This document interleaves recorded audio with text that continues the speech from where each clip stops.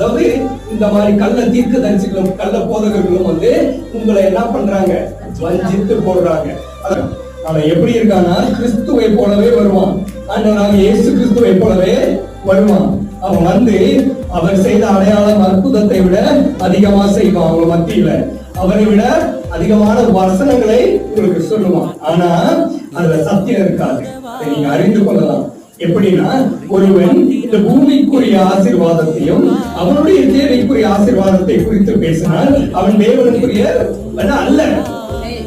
சபைக்கு வரவங்களை கண்டிச்சு பாவம் செய்யறாங்கன்னு சொல்லி அவங்கள மிரட்டி கர்த்தருடைய வழியில் நடத்துறா பாத்தீங்களா, அவன் தான் உண்மையான ஊழியக்காரன்.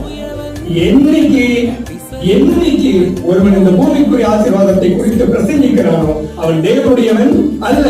அவன் கிறிஸ்துவை விட்டு தூரமாயிருக்கிற ஒளியின் தூரமாயிருக்கிற